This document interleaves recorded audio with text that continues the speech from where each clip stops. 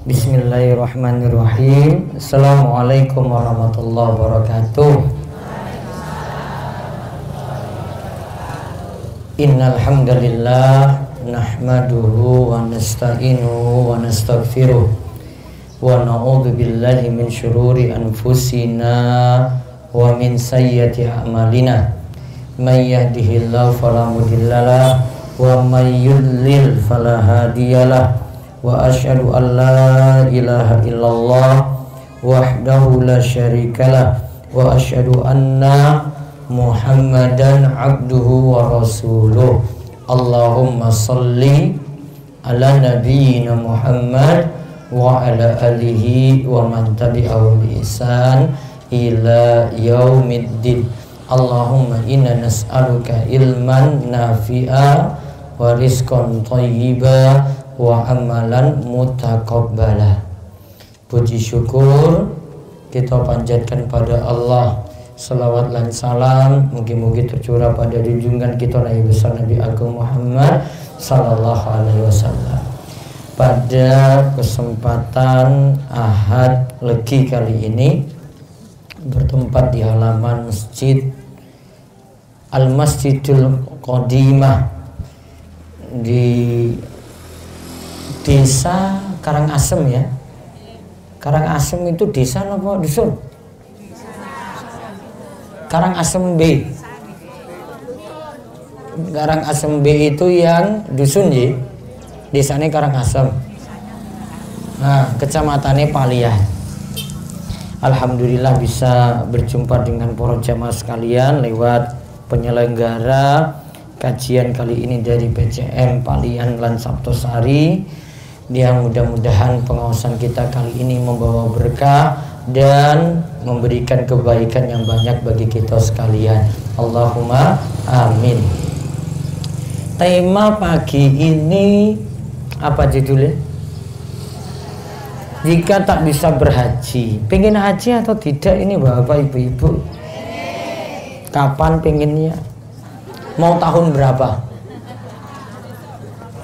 Tahun besok? Sudah mimpi apa belum? Nah, sudah mimpi haji apa belum? Oh belum ya, berarti urung ya. Untuk haji kita ketahui itu bagian saking rukun Islam.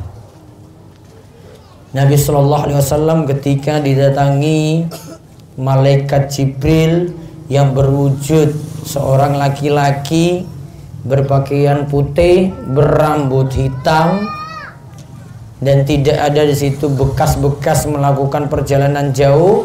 Lantas Jibril tanya pada Nabi Shallallahu Alaihi Wasallam beberapa hal. Pertama, tanya tentang rukun iman.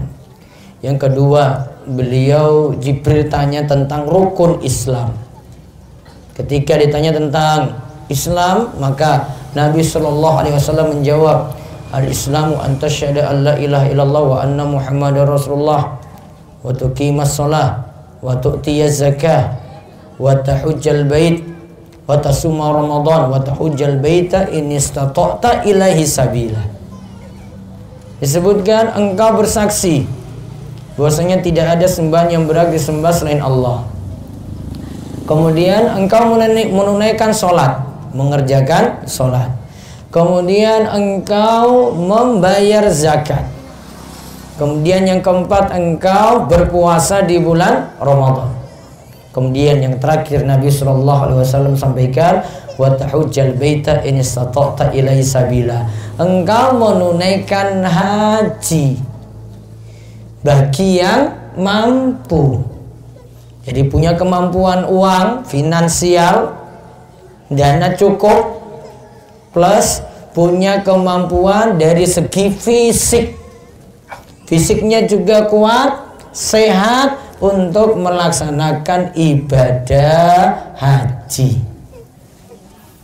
Ya mudah-mudahan jamaah yang hadir kali ini semuanya diberi kesempatan untuk bukan hanya melihat Ka'bah. Kalau guru ngerti Ka'bah ya lihat di TV ya bisa. Iya toh? Mudah-mudahan bisa langsung tunaikan ibadah di Mekah lan Madinah. Allahumma amin. Nah sekarang sambil nunggu jenengan mau berangkat. Nah, ini saya biar nanti motivasi panjenengan loh di sini. Sambil nunggu nanti untuk jenengan itu mau siap-siap, ya mau pergi untuk tindak haji. Nah kita untuk persiapan melakukan amalan yang nanti pahalanya itu sama dengan pahala haji. Pahalanya disebutkan dalam hadis itu sama pahalanya dengan pahala haji. Kita nanti bahas 7 amalan.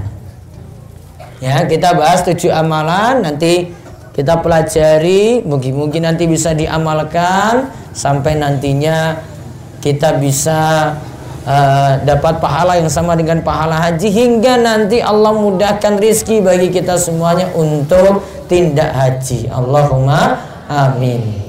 Baik, yang pertama yang berpahala haji, 1, sholat 5 waktu berjamaah di masjid. Sholat 5 waktu berjamaah di masjid. Kalau bacakan hadisnya terlebih dahulu. Saking Abu Umamah radhiyallahu anhu, Nabi sallallahu alaihi wasallam bersabda, "Man masya ila sholatin maktubatin fil jamaati fahiya ka hajjatin, wa man masya ila sholatin tatawu'in fahiya ka umratin nafilatin." Ya, masuk terus Bu. Masih.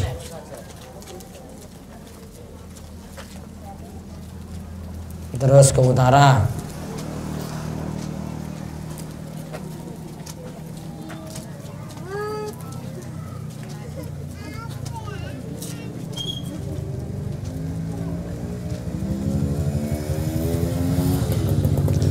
Nah, lihat, siapa yang berjalan menuju sholat, yaitu sholat wajib berjamaah, maka ia seperti berhaji. Siapa yang berjalan menuju sholat sunnah, maka ia seperti melakukan umroh yang sunnah. Berarti berangkat ke masjid untuk sholat wajib, dalam hadis ini disebut sudah dapat pahala haji.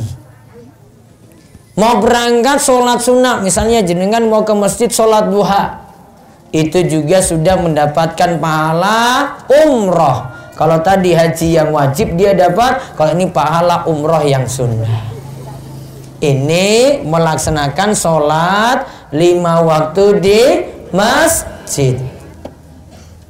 Siapa yang diperintahkan dalam hadis ini? Bapak-bapak apa ibu-ibu? Yang disuruh wajib tindak masjid siapa? Ibu-ibu di mana? Di rumah sholat apa mboten? Sholat apa delok sinetron? Hah?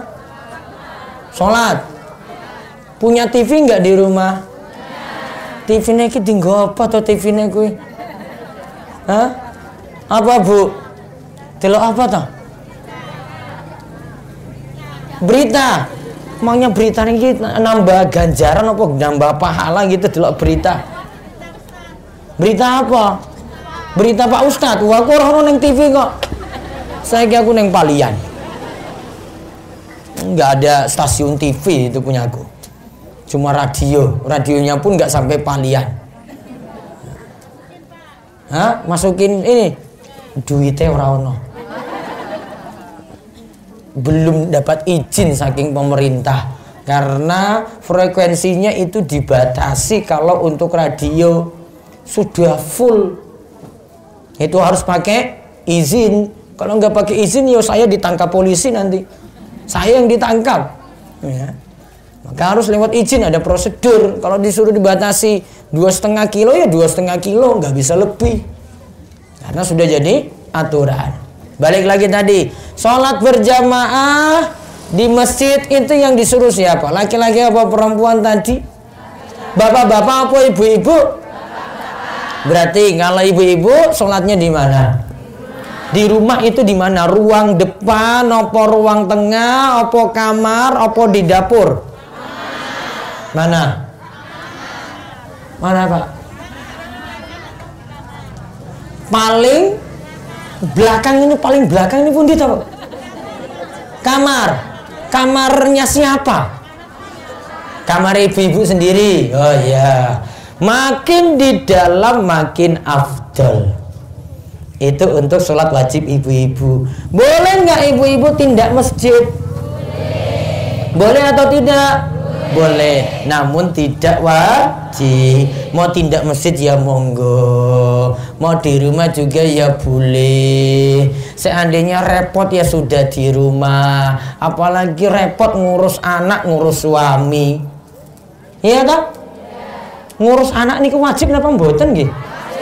Ngurus suami? Walhamdulillah. Mugi-mugi ibu-ibu dapat hidayah. Yang penting orang ngelan wae. Ini kalau masih tanya, Ustadz apa aku wajib nurut karo suami? Wah jelas. Apa saya harus ngurus anak? Ya boleh nggak saya tinggal terus saya itu pokoknya ngurus-ngurus di luar saja nggak ngurus anak? Wah jelas itu anak ngurus anak wajib.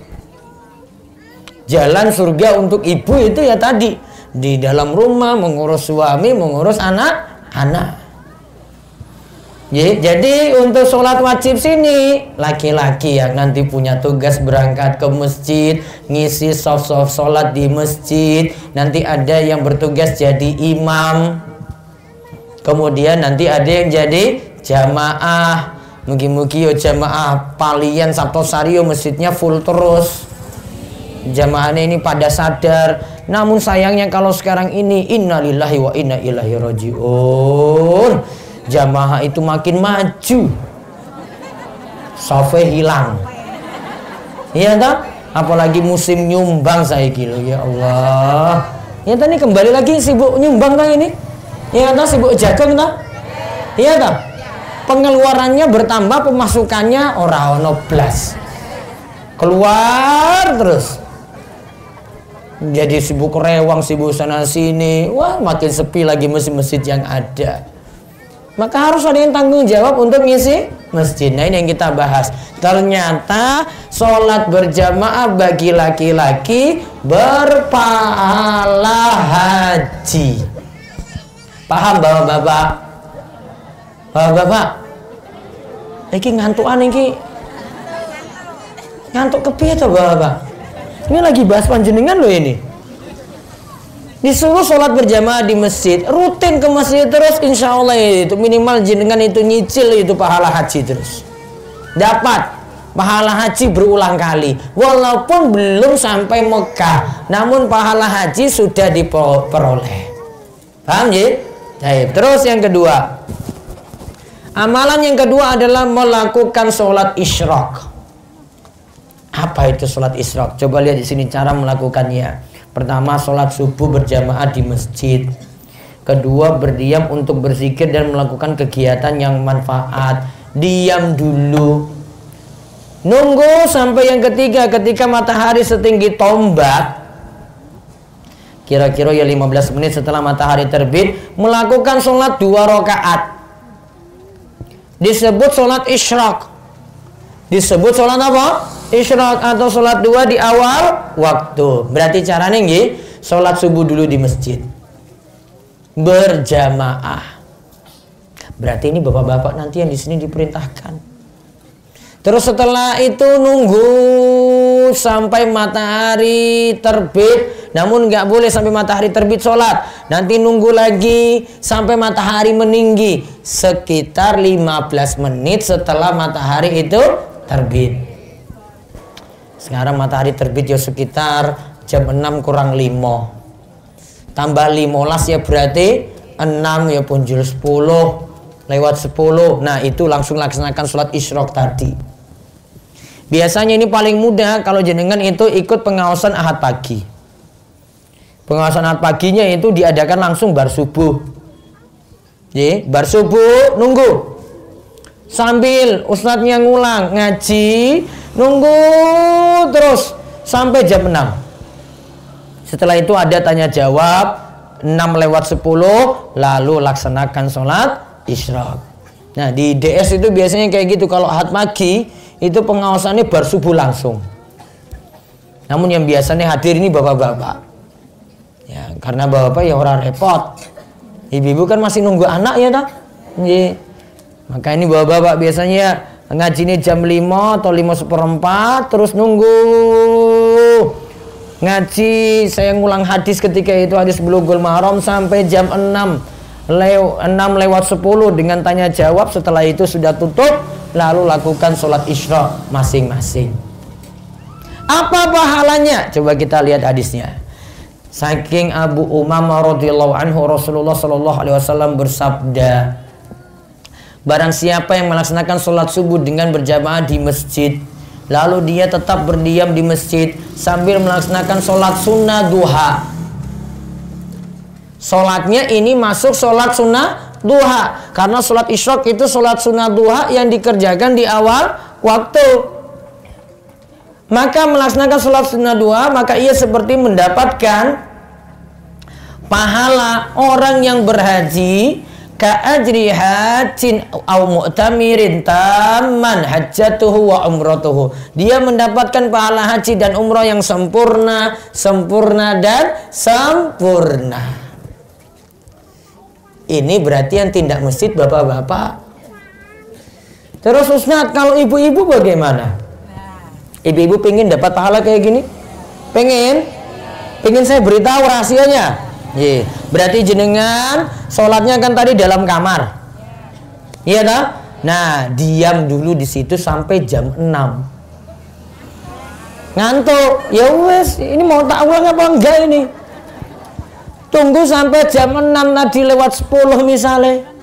Setelah itu lakukan sholat kali rakaat. Enggak boleh, Ustaz saya boleh nyambi masak? Enggak boleh. Ustaz saya boleh nyambi ngomong anak? Enggak boleh. Ustaz saya boleh nyambi nyapu rumah? Enggak boleh. Tetap duduk di situ sampai jam 6. Ini sanggup napa mboten nggih? Hah? Tunggu sak jam terus orang ngopo-ngopo cuma di situ maca Quran apa maca zikir sampai jam 6 lewat 10 tadi. Sanggup napa mboten, Bu?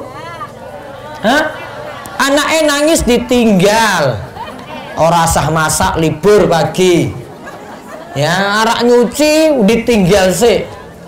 Suami muring-muring marah-marah ditinggal suaminya. Boleh nggak seperti itu? Hah? Wah, kalau saya jadi punya istri kayak gitu tak pecat dari istri.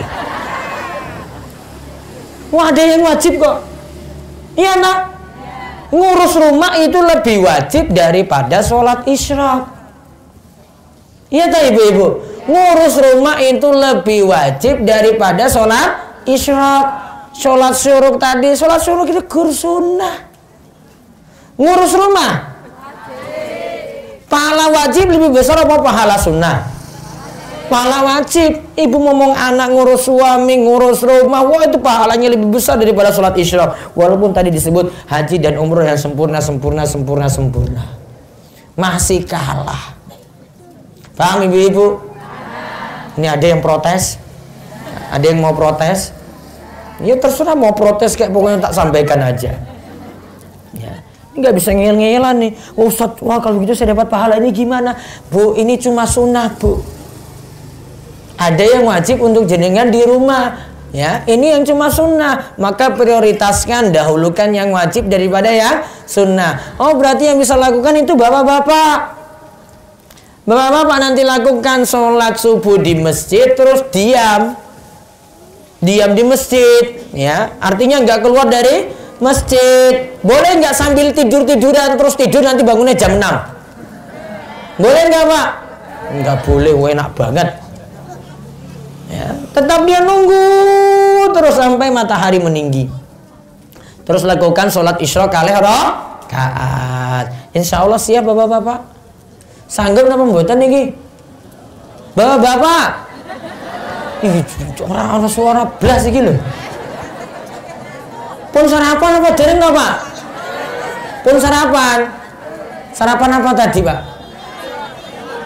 Sudah ngopi apa belum? Hah? Oh, ini belum pernah nyoba kopiku ya, nanti tak bikin kopi boleh enak itu nanti ya. Nanti bapak bisa lakukan ini. Nanti diam di masjid, ya, jamaah subutan masjid, terus ada pengawasan nanti sampai jam 6. Jenengan jam 6 itu setelah penutupan pengajian tadi lakukan sholat kalih rakaat, disebut sholat isyraq atau sholat syuruq. Terus sekarang kita lihat amalan ketiga. Apalagi amalan yang berpahala haji? Menghadiri majelis ilmu di masjid. Ngajinya di masjid. Ini terserah masjid manapun. Kita lihat hadisnya. Saking Abu Umamah radhiyallahu anhu, Nabi sallallahu alaihi wasallam bersabda, "Man ghada ilal masjid la yuridu illa ayyata'allama khairan, ayu allimahu, kana lahu ka ajri hajjan taman hajjatuhu." Siapa yang berangkat ke masjid yang ia inginkan hanyalah untuk belajar, yaitu belajar kebaikan atau mengajarkan kebaikan, ia akan mendapatkan pahala haji yang sempurna hajinya. Berarti di sini di masjid ngapain? Belajar dan mengajarkan. Berarti kita jadi peserta kajian atau yang ngulang. Ustadz, contohnya bagaimana? Saya nggak bisa ngulang. Oh sudah, jenengan yang mampunya apa? Mampu untuk ngulang Iqra. Iqra itu sampai Iqra pira, Bu? Iqra berapa? 6. Ustaz, saya mampu ngulang Iqra untuk simbah-simbah. Simbah-simbah itu ada yang belajar lagi Iqra. Saya ngulang itu, saya masuk ini enggak? Insya Allah masuk dalam pahala ini. Dan bahkan ada yang belajar juga masuk dalam pahala ini, mendapatkan pahala haji yang sempurna hajinya. Saya yakin di antara simbah-simbah yang hadir itu ada yang masih Iqra. Wonten apa mboten? Banyak. Pengen tak ulang atau enggak? Ngulang Iqra? Saya Al-Quran aja lah. Biasanya yang Iqra saya serahkan ke ibu-ibu langsung. Ngulang, kalau ini sudah bisa Quran, ngulang itu simbah-simbah. Insya Allah kalau jenengan mau serius yang tadi belum bisa Quran, insya Allah pelan-pelan loh itu bisa. Di DS itu setiap malam minggu itu ada simbah-simbah punya kelas khusus untuk sinau Quran. Alhamdulillah banyak yang sudah munggah Quran. Saking Iqra siji loh. Namun ada juga yang belajar, yo Iqra siji terus. Orang munggah-munggah halamannya, coba lihat. Kemarin sudah abatasa, terus wis munggah jaha. Terus jaha wis sarak munggah, abatannya lali.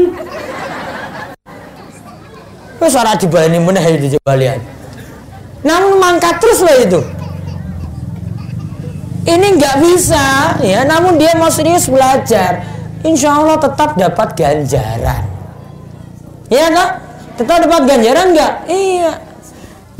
Bukan dihitung nanti bisa atau enggak, yang penting mau usaha dulu. Insya Allah walaupun ngulang-ngulang terus, wah kok orang munggah-munggah, ya wes nanti datang lagi besok. Mudah-mudahan nanti diulang-ulang terus jadi hafal. Walaupun baru apa tadi? Abata, coba lihat. Nggih, jadi yang ibu-ibu ini ya tetap sinau. Nanti ada yang sudah bisa, ini terutama ibu-ibu muda yang sudah bisa ngulang, ibu-ibu sepuh, biar nanti tetap bisa belajar Al-Quran. Ini yang ketiga. Jadi yang belajar dan mengajarkan Al-Quran nanti dapat ganjaran untuk pahala haji tadi. Terus yang keempat, membaca tasbih, tahmid, takbir, bersolat. Tasbih apa tasbih? Subhanallah. Tahmid, tahmid iki apa tahmid? Alhamdulillah. Terus takbir, apa takbir? Allahu Akbar. Coba kita lihat hadisnya. Saking Abu Hurairah radhiyallahu anhu, ia berkata, ada orang-orang miskin datang menghadap Nabi Shallallahu alaihi wasallam. Mereka berkata, orang-orang kaya itu pergi membawa derajat yang tinggi dan kenikmatan yang kekal. Orang kaya itu sholat sebagaimana kami sholat. Orang kaya itu puasa sebagaimana kami berpuasa. Namun mereka memiliki kelebihan harta, wahai Rasulullah. sehingga bisa berhaji, bisa berumrah, bisa berjihad, bisa bersedekah. Maka bedanya orang kaya dan orang miskin apa? Orang kaya bisa haji, bisa umrah, bisa jihad, bisa sedekah. Yang miskin nggak bisa, maka mereka tanya pada Kanjeng Nabi.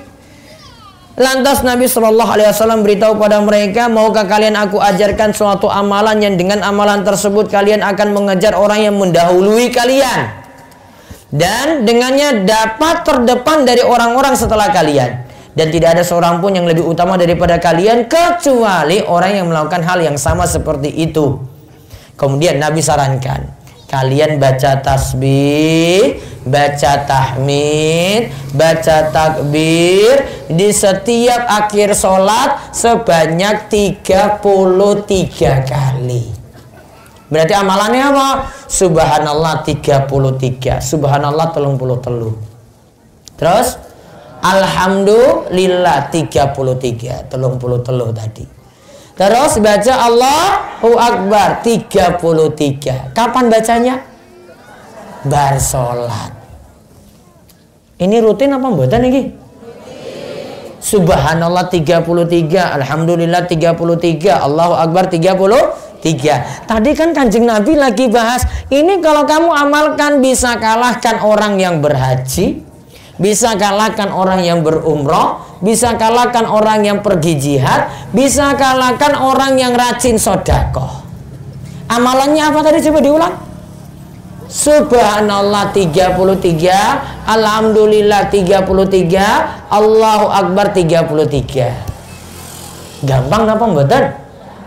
Wah, mudah itu. Yang penting nggak alasan sibuk saja. Wah, Ustaz kula bar salat iki arek delok sinetron. Wah, sinetron iki bagus banget. Ya sudah, rugi. Yang penting mau ngapalkan ini dulu. Terus kami pun berselisih. Sebagian kami itu tasbihnya 33 kali, tahmidnya 33 kali, takbirnya 34 kali. Aku pun kembali bertanya pada Rasulullah. Lantas Rasul jawab, baca subhanallah walhamdulillah wallahu akbar hatta yakuna minhunna kulihinna salasan wa salasin. Digabung kalau Rasul sini ajarkan. Subhanallah, alhamdulillah, Allahu akbar digabung, kalimatnya jadi subhanallah walhamdulillah wallahu akbar. Coba diulang. Subhanallah walhamdulillah wallahu akbar. Ulang. Subhanallah walhamdulillah wallahu akbar. Bacanya berapa kali? 33. Kalau yang biasanya jenengan lakukan subhanallah 33, alhamdulillah 33, Allahu akbar 33, boleh. Orang masalah. Namun kalau mau gabung juga boleh. Subhanallah walhamdulillah wallahu akbar. Baca berapa kali? 33 juga. 33 yo kali 3 kalimat tadi yo sama 99. Maka Rasul ajarkan seperti itu. Setelah itu Rasulullah SAW mereka berkata, setelah Rasul sampaikan ke seperti itu, orang-orang fakir dari kalangan muhajirin kembali menghadap Rasul. Terus beritahu, saudara-saudara kami, orang-orang kaya yang punya harta itu akhirnya mendengar apa yang kami lakukan, wahai Rasulullah. Ternyata wong sugih juga amalkan bar salat subhanallah 33, alhamdulillah 33, Allahu akbar 33. Yo sama. Akhirnya bocor amalan ini. Padahal tadi Rasulullah SAW cuma sampaikan pada orang miskin. Apa yang dilakukan oleh Rasulullah ketika itu? Rasul katakan, "Dzalika fadlullahi yu'tihi may yasha." Demikianlah, ini adalah karunia yang Allah berikan kepada siapa saja yang Allah kehendaki, ya sudah. Kalau memang nggak bisa, ya bisa bersedekah karena nggak punya harta, ya sudah. Kalau kamu melakukan tadi subhanallah 33, alhamdulillah 33, Allahu akbar 33. Bisa lakukan seperti itu. Kalau ini ternyata orang kaya juga lakukan, ya sudah. Mereka memang sudah jatahnya punya rizki yang banyak. Namun di sini para ulama ambil kesimpulan lain. Ternyata Ada perbedaan amal antara orang kaya dan orang miskin. Sekarang saya tanya, lebih utama mana, wong sugih apa wong miskin? Mana yang masuk surga lebih duluan? Wong miskin apa wong sugih? Oh, berarti jenengan jadi miskin saja. Pengen sugih apa miskin toh? Kepiye toh, coba tak ulang lagi ya. Siapa yang masuk surga lebih dulu? Wong miskin apa wong sugih? Nah, wis jelas. Berarti jadi wong miskin wae ta. Pengen jadi miskin apa sugih? Kepiye to ya Allah. Wis wong miskin itu mau dihisap apa itu nggak ada loh. Mau dihitung hartanya ya wis ora ono, coba lihat kendaraannya juga nggak punya. Kalau wong sugih, apa-apa diperiksa koyo KPK itu loh, coba diperiksa. Detail. Pak, ini motor ini jenengan dapat dari mana, dipakai untuk apa? Pak, ini uangnya simpanan tiap bulan ini dapatnya dari mana, dipakai untuk apa? Iya tak? Ditanya banyak loh. Berat nggak? Berat. Tetap ingin jadi wong sugih. Sedengan tapi ya tetap sugih. Yang penting hidupnya nerima. Kuncinya apa, Bu? Nerima apa? Nerima tandem. Apa wae iki pokoknya disyukuri. Alhamdulillah suami yang penting sudah kerja, gajine halal. Tahun ini alhamdulillah iso kurban Ustadz. Saya walaupun pas-pasan kayak gini, alhamdulillah tiap tahun saya itu kurban 1 ekor kambing. Nikmat apa mboten? Alhamdulillah nikmat luar biasa. Ada yang punya harta banyak, nggak juga mau kurban-kurban. Ya, nggak juga mau keluarkan hartanya. Kalau ini pas-pasan alhamdulillah bisa disyukuri seperti itu. Itu namanya nerima. Kalau nerima ya nggak usah lihat tetangga, nggak usah lihat tetangga kanan kiri, tetangganya 2 kulkas anyar ya wes, 2 motor anyar ya wes, gimana lagi? Saya nerima keadaan apapun. Nggak usah banding-banding ke, nanti pulang lagi lapor suami, Mas, delok kuwi lho Mas, motor anyar. Terus nanti lihat kulkas anyar, turun lagi ke tetangga, Mas kapan kin duwe kulkas? Harap diisi apa tuh kulkas kuwi? Hah? Diisi apa tuh, Bu? Apa? Tempe. Gur tempe wae. Digoreng langsung saya sontek ya wes tuku meneh. Harap mikir pusing ya gue. Belum lagi wes 2 kulkas, listriknya ora iso muat, coba lihat. Jeklek terus coba. Cuma 450, kulkasnya akhirnya ya rusak. Jadi nggak mikir-mikir orang lain, listrik saja ora sanggup. Kalau kulkas di atas 900, iya dah. Makanya nggak usah macam-macam dah. Pokoknya nerima. Iya tak, Bu? Siap nerima apa mboten? Alhamdulillah. Pokoknya kalau ngaji dengan saya itu nggak nerima, kayak awas loh ibu-ibu nanti. Itu harus nerima keadaan apapun. Nggak usah mikir tetangga, nggak usah mikir kanan kiri, nggak usah mikir teman punya ini punya itu. Pokoknya apa saja dijalani gitu loh. Prinsip hidup itu masa bodoh. Apa? Bahasa Jawa ini apa masa bodoh gitu? Pokoknya cuek. Itu mah punya apa ya bukan urusanku. Itu mah punya apa lagi bukan urusanku. Ini mah punya apa lagi bukan urusanku. Gitu aja. Wes rampung. Itu prinsip paling enak sekali kalau jenengan punya itu. Cuek pokoknya. Ya teh ibu-ibu. Ah, ini paling murah guru saiki ya paling. Mulai yo mikir-mikir mana. Nanti ada yang cepat stroke loh, itu cuma gara-gara mikir tetangga loh itu. Tetangga punya ini akhirnya dia membuat mikir terus. Akhirnya dia stroke sendiri. Tetangganya nggak ngapa-ngapain, cuma dia banyak pikiran saja. Ternyata dia masuk rumah sakit. Iya tak? Tetangga punya AC anyar, dua AC meneh coba. Malah jenengan yang kedinginan loh. Bukan tetangga yang dingin, malah jenengan yang dingin. Wah, iki AC meneh. Malah jenengan yang masuk angin. Nah, itu. Ini biasa gitu loh, cuek aja.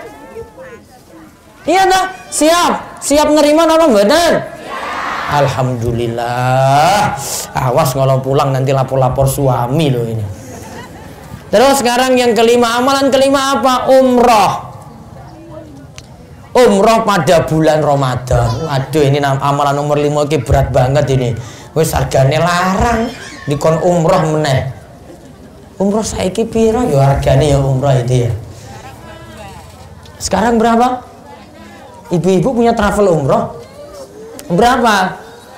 22. Ya kuwi kelas biasa. Di luar Ramadan. Kalau wes Ramadan ya 30 juta. Pokoknya 30 juta ke atas. Nah, itu. Apa di sini kok dimasukkan dalam pahala ini? Kan kita lagi bahas pahala haji. Coba kita lihat hadisnya. Saking Ibnu Abbas radhiyallahu anhuma, Rasulullah shallallahu alaihi wasallam berkata, pernah bertanya pada seorang wanita, "Ma mana'aki an tahujji ma'ana?"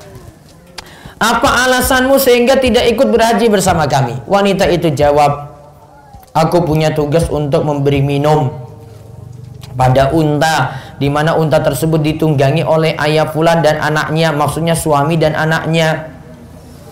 Ia meninggalkan unta tadi tanpa diberi minum. Lantas kamilah yang bertugas membawakan air pada unta tadi." Lantas Rasul jawab, "Fa'idha kana Ramadan i'tamiri fi fa inna umratan fi Ramadan hajatun."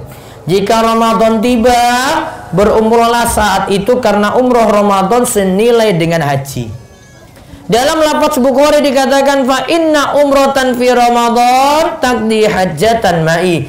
Sesungguhnya umroh di bulan Ramadan seperti berhaji bersamaku. Karena dalam keadaan perut lapar, berat untuk umroh, namun dia umroh, maka pahalanya makin besar. Ya biayanya mahal, namun pahalanya sama dengan pahala haji.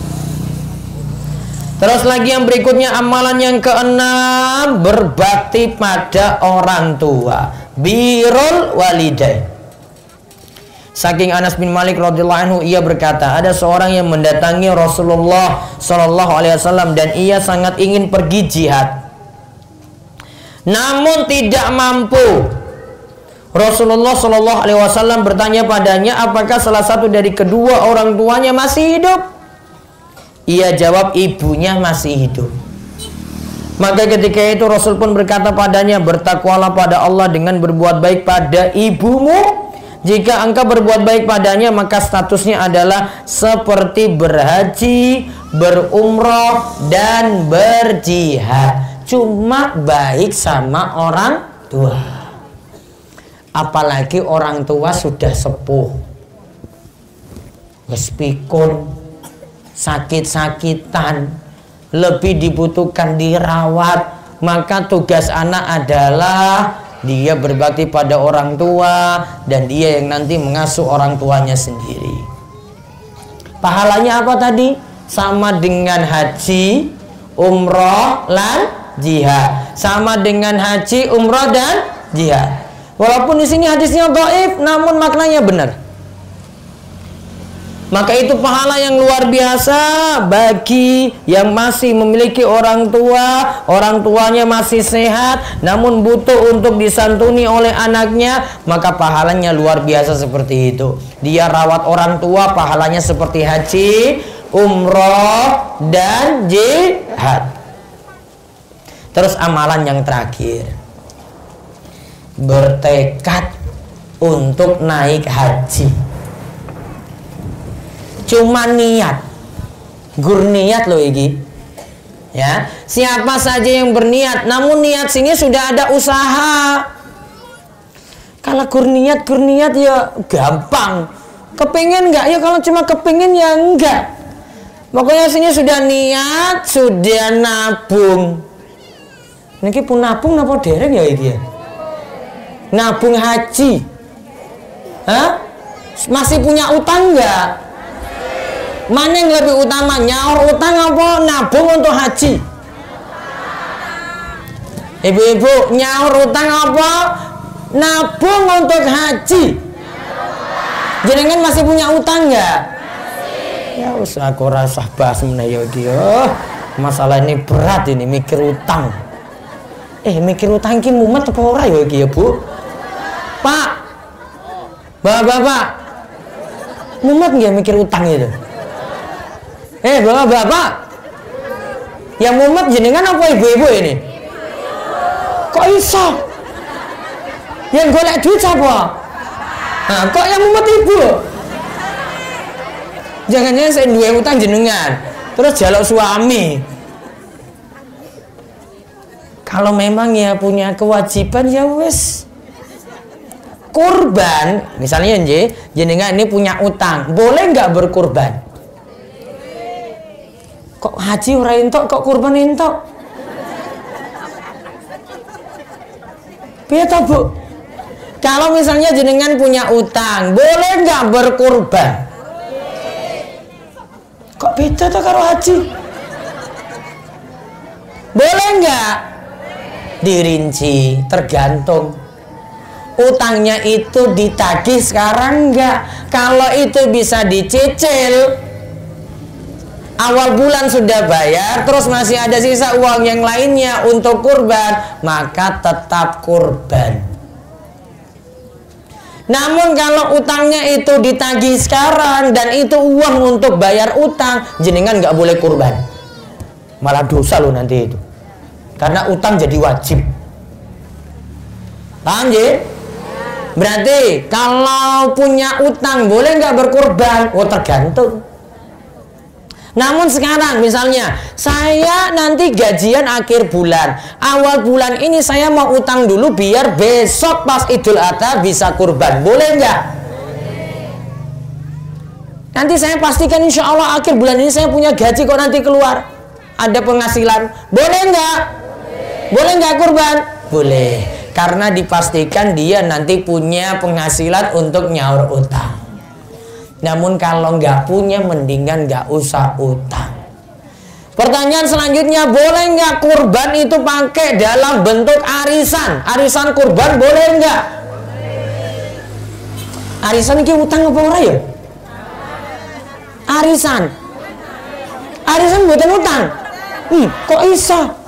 Saya dapat duluan toh, misalnya tak dapat duluan. Ini muter 30 orang. Saya dapat duluan, selanjutnya berarti saya nyaur utang toh? Oh ya berarti utangnya. Berarti kalau punya banyak arisan, berarti sejati nih punya banyak.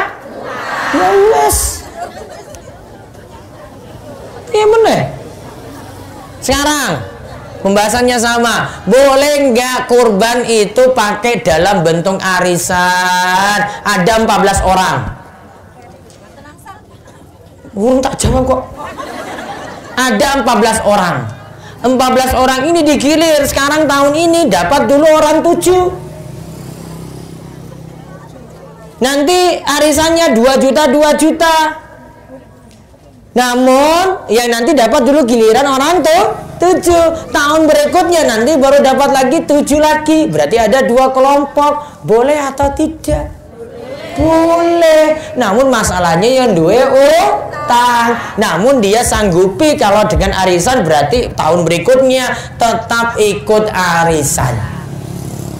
Kalau kabur ya masalah. Kalau meninggal ya berarti anaknya. Kalau orang dua anak ya berarti ya suamine. Kalau suami bojone mati ya wes kepiye meneh. Semumet aku mikirnya. Ya kepiye meneh ta, Bu? Sedulurnya juga nggak ada yang mau nanggung, ya sudah. Hah? Sudah niat. Terus di atas namakan yang nyampe nanti pada yang meninggal. Boleh.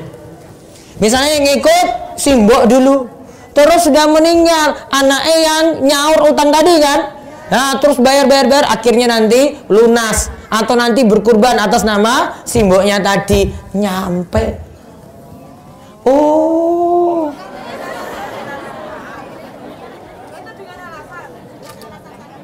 Itu dengan alasan nyaur utang. Kalau nggak ada alasan, sekarang pokoknya pingin untuk kurban untuk simbah misalnya aja, nyampe. Oh meneh. Nyampe. Itu dengan tujuan nanti pahalanya adalah pahala sodako jariah. Pahalanya apa? Sodako jariah. Masih dibolehkan walaupun tanpa wasiat. Menurut pendapat paling kuat tetap nyampe. Misalnya kurban besok jenengan beli 2 kambing. 1 kambing untuk diri sendiri, 1 kambing saya niatkan ini untuk simbah saya. Insya Allah nyampe. Jenengan dapat pahala. Yang kedua jenengan kasih pahala untuk simbah. Enak tak? Enak. Makanya ngaji biar paham. Orang ngaji orang paham kayak tadi itu. Sekarang lihat, bertekad untuk berhaji karena siapa yang memiliki uzur namun punya tekad kuat dan sudah ada usaha untuk melakukannya, maka dicatat seperti melakukannya. Contoh misalnya, ada yang sudah mendaftarkan diri untuk berhaji, namun ia meninggal dunia sebelum keberangkatan, maka ia akan mendapatkan pahala haji. Sama, ini tentang kurban. Coba lihat kurban. Sudah masuk awal Dzulhijjah ini sudah tanggal 3 Dzulhijjah. Sudah beli kambing. Kambingnya diniatkan untuk apa? Kurban. Ternyata Senin hilang. Ada yang nyuri. Kambingnya hilang. Akhirnya nggak bisa pakai kambing ini untuk kurban besok. Dapat pahala atau tidak?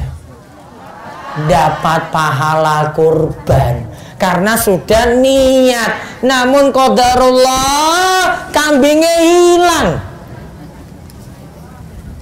Ya, yang penting tadi apa? Sudah nih niat. Saya sudah ada kambing kok. Namun kok ini kurang ajar tenan loh. Masa kambing kurbanku diambil? Iya toh? Kalau kambingnya mati sama. Karena sudah beli, namun ternyata kambingnya apa istilahnya ini? Di kandang itu kejepit ini. Apa, Bu? Nah, terus mati. Dapat pahala kurban nggak? Dapat. Karena sudah punya kambing. Maka orang berhaji juga demikian, wes daftar. Bu, saiki makanya daftar toh. Oh, pakai uang, ya didol ya sapine. Kalau kurang, oh gaduh, ya motornya didol. Orang dua motor, ya wes kepiye meneh ya berarti ya orang mampu. Kalau sudah mampu saiki yo daftar. Nanti berangkatnya 20 tahun lagi. Ya Allah, ya memang yo ngantrine koyo ngono to, Bu. Kalau pengen lebih cepat lagi, ngantrine 7 tahun. Ya biayane yo larang yo plus. Nambah. Mau berangkat tahun depan juga bisa ada. Harganya itu 300 juta pokoknya itu. Sudah beli mobil 3 itu loh. Kalau pengen cepat ya silakan. Yang penting punya duit kayak kalau saya ini. Nah, kenapa sampai yang punya uzur kok terhitung melakukan amalan? Ini hadisnya di Madinah. Ada beberapa orang yang tidak ikut pergi perang. Juga tidak menyeberangi suatu lembah, namun mereka bersama kalian dalam pahala, padahal mereka tidak ikut berperang karena mendapatkan uzur sakit. Ada yang nggak jadi ikut jihad, tidak jadi ikut perang karena alasannya apa? Sakit. Seandainya tidak sakit tetap bisa perang. Maka tadi kambingnya mati, seandainya nggak mati ya saya kurban. Namun qadarullah ya, kambingnya tadi mati, maka pahala kurban tetap didapat. Dalam lafaz lain disebutkan, melainkan mereka yang terhalang sakit akan dicatat ikut serta bersama kalian dalam pahala. Juga ada hadis dari Anas bin Malik radhiyallahu anhu bahwa Nabi Shallallahu alaihi wasallam dalam suatu peperangan berkata, sesungguhnya ada beberapa orang di Madinah yang ditinggalkan tidak ikut peperangan, namun mereka bersama kita ketika melewati suatu lereng dan lembah, padahal mereka terhalang uzur sakit ketika itu. Dan Nabi katakan, "Idza maridal abdu aw safara kutiba lahu mislu ma kana ya'malu muqiman sahihan." Jika salah seorang sakit atau bersafar, maka ia dicatat mendapatkan pahala seperti ketika ia dalam keadaan mukim tidak bersafar atau ketika sehat. Coba lihat. Kalau sehat, sholatnya sambil berdiri. Namun ketika sakit, saya sholat duduk seperti ini. Ini ketika apa? Sakit. Maka saat duduk pahalanya tetap dicatat seperti berdiri. Ya, karena kalau tidak sakit saya bisa sholat dalam keadaan apa? Berdiri. Pahalanya tetap dapat. Sama seperti seseorang itu apa? Berdiri. Inilah Islam. Kalau kita punya uzur itu dimaafkan. Nanti kerjaannya, amalannya jadi ringan. Ketika ringan tetap dicatat dapat pahala sempurna. Maka tadi kalau punya kelapangan rizki, ini kaitannya dengan kurban, segeralah berkurban. Kalau ternyata ada halangan, kok tidak bisa berkurban, yang penting sudah punya niat dulu. Mudah-mudahan dari niatnya tadi dapat pahala bisa berkurban juga tahun ini. Kalau bisa ya tetap ikut berkurban ketika punya kelebihan rezeki. Wallahu a'lam bishawab. Selesai untuk 7 amalan tadi. Monggo jika ada yang mau bertanya bisa ngajukan pertanyaan. Ada yang mau bertanya langsung? Monggo.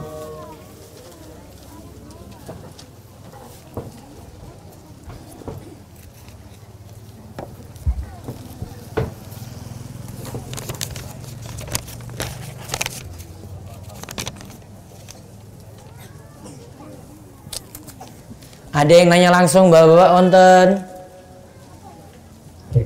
Nah, ibu-ibu, Bu Asih nih.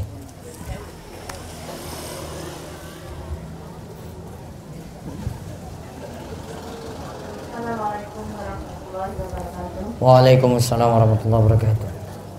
Pertanyaan saya, pahala itikaf Pahala atau berdiam diri di masjid itikaf atau berdiam diri di masjid, terus sampai bisa melaksanakan sholat Jumat di awal waktu.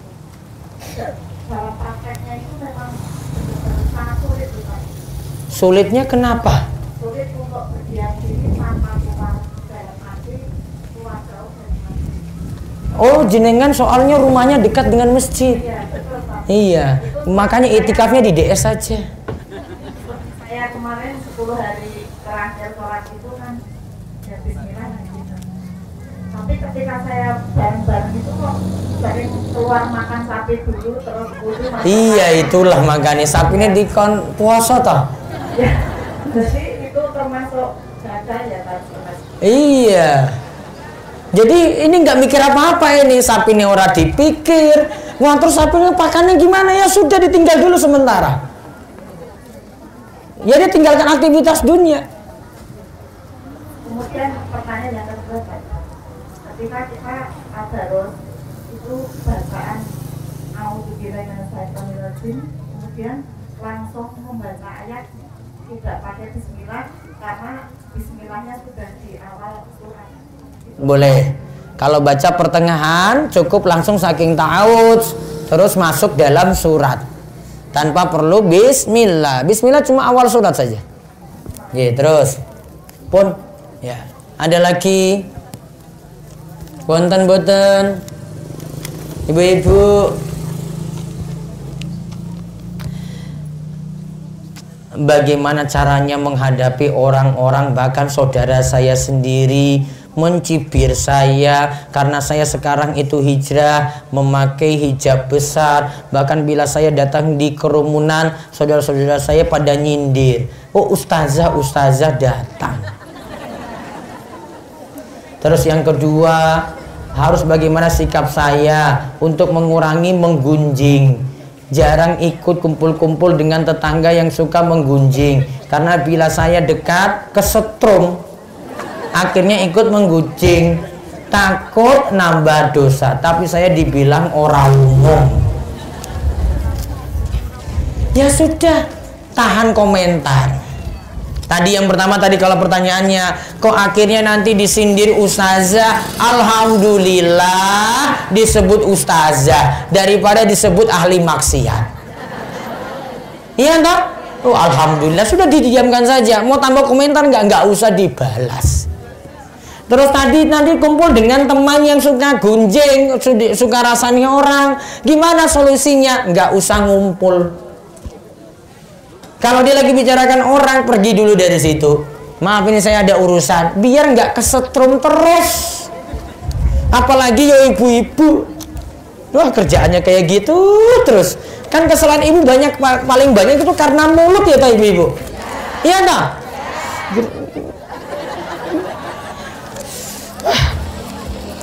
Ada saja pokoknya jadi bahan omongan itu. Bolehkah Ustadz kalau kita dikasih daging kurban kita menjualnya ditukar daging ayam? Karena saya tidak suka daging sapi atau kambing. Jenengan kasih ke saya nanti saya makan tadi daging sapi atau kambingnya tadi. Kalau mau ditukar dengan daging ayam boleh. Yang penting jenengan sudah dapat dulu. Yang nggak boleh lakukan kayak gini itu kalau dengan tujuan untuk dijual. Kalau dijual dari hasil kurban yang ada nggak boleh. Contohnya panitia jual ditukar dengan daging ayam nggak boleh. Maka harus serahkan dulu kepada yang berhak menerima. Nanti terserah mau memanfaatkan untuk apa. Ketika kita melaksanakan sholat wajib terus ada yang membahayakan kita. Contohnya ada gempa atau ada ular berbisa yang ada depan kita. Yo kabur. Kalau ada lindu terus jenengan lagi sholat, boleh kabur nggak? Boleh nggak? Mau pilih mati apa milih untuk tetap hidup? Nah, tak tanya. Mau pilih mati pas lagi sholat tadi toh? Mati ini pas lagi sholat berarti toh? Atau pilih hidup nanti saya setelah gempanya itu berkurang baru saya sholat? Milih apa? Hidup apa mati? Ya sudah berarti kabur.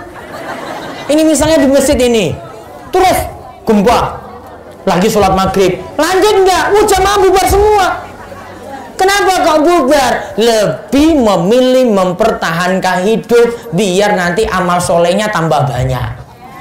Daripada jenengan milih di dalam ternyata masih punya utang. Oh, nambah pikiran lagi toh? Nah, sudah kabur. Nanti setelah gempanya nanti berkurang, baru jenengan lanjut sholat lagi gitu. Di kampung saya masih minim orang yang mampu berkurban. Lalu kami beriuran untuk membeli hewan kurban seikhlasnya. Apakah iuran kami ini mendapatkan pahala? Insya Allah pahala. Namun tidak disebut kurban. Cuma disebut makan-makan daging kambing. Aturan untuk sapi urunan maksimalnya 7 orang. Aturan untuk kambing cuma urunan 1 orang. Jika jenengan itu 1 kambing itu urunannya untuk 1 rombongan. 1 rombongan 30 orang misalnya nggih. 1 rombongan 30 orang masing-masing nyumbang 100.000. Dapat kambing 3 juta. Kambingnya yo enak kalau dimakan, halal kalau dimakan, namun bukan statusnya kurban. Sudah paham? Paham ya? Ustadz lebih afdol akikoh untuk diri sendiri dahulu atau kurban? Sudah nggak usah mikir akikoh lagi, apalagi sudah sepuh, apalagi sudah dewasa. Yang dipikirkan adalah kurban. Karena kalau akikoh ketika seorang sudah dewasa harusnya gugur, nggak usah ngurus akikoh lagi. Tanda memang nggak sanggup. Apalagi yang hadir sini simba-simba ini orang di akikoh dari dulu itu paling. Iya toh? Ini ibu-ibu juga tahu sudah diakikoh belum dari dulu? Orang yakin aku.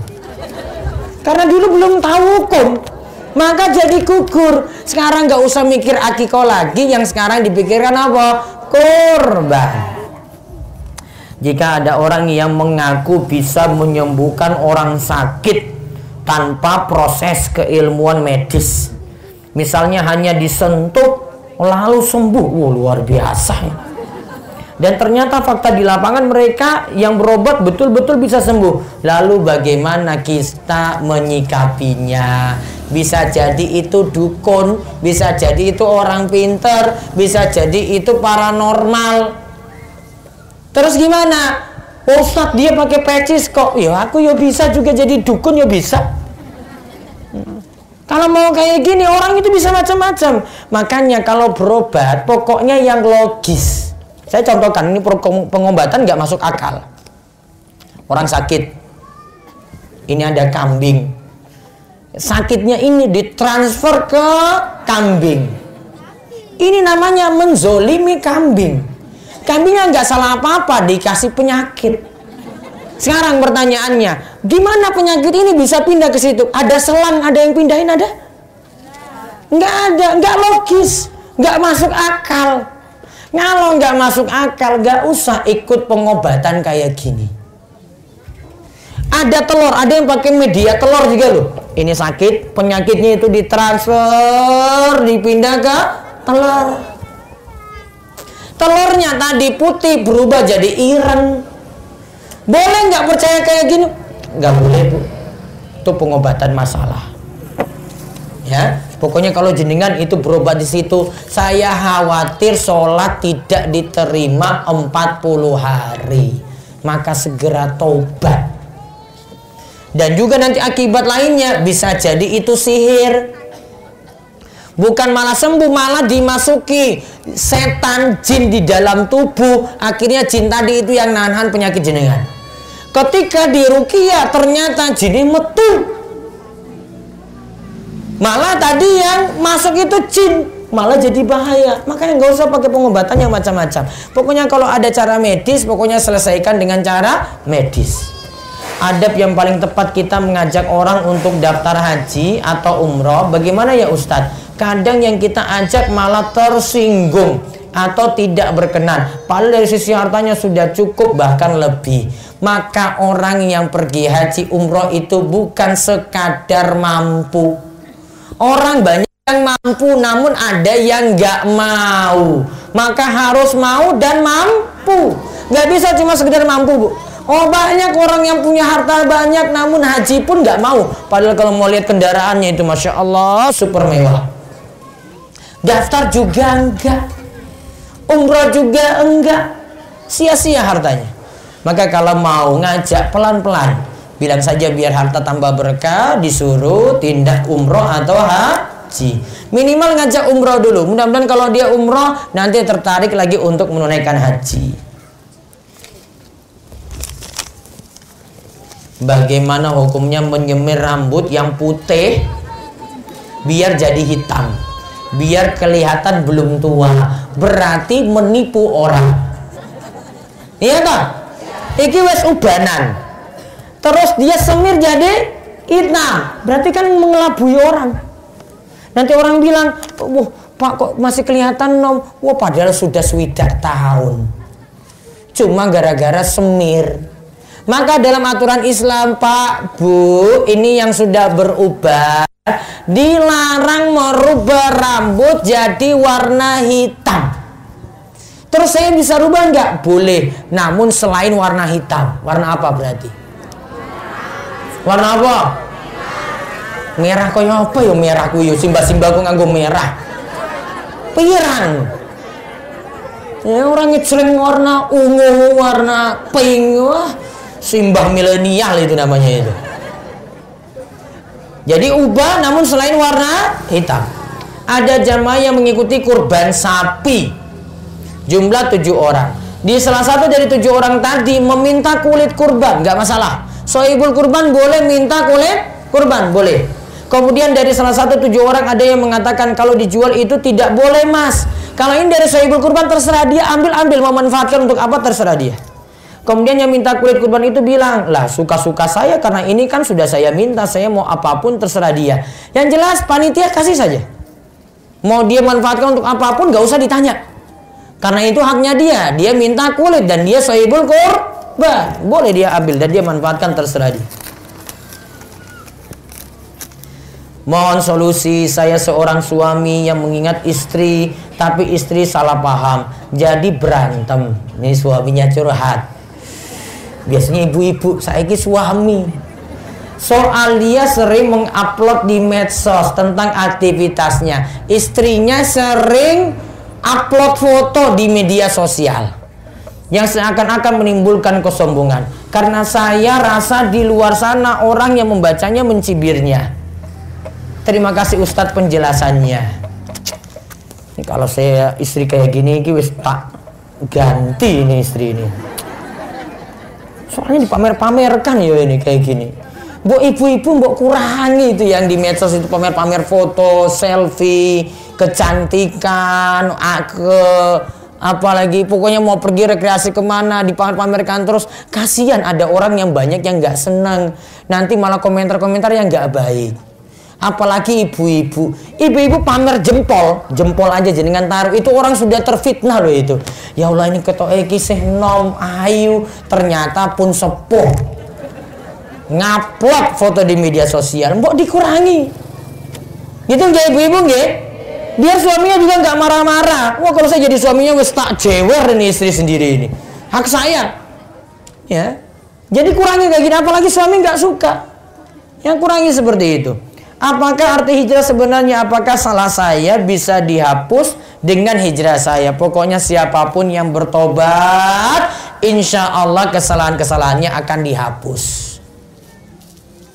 Maka orang yang bertobat dari dosa seperti tidak pernah berbuat dosa itu sama sekali. Kata Kanjeng Nabi, man taba minadzambi kaman la dzambalahu. Siapa yang bertobat dari dosa seperti dia tidak pernah berbuat dosa itu sama sekali.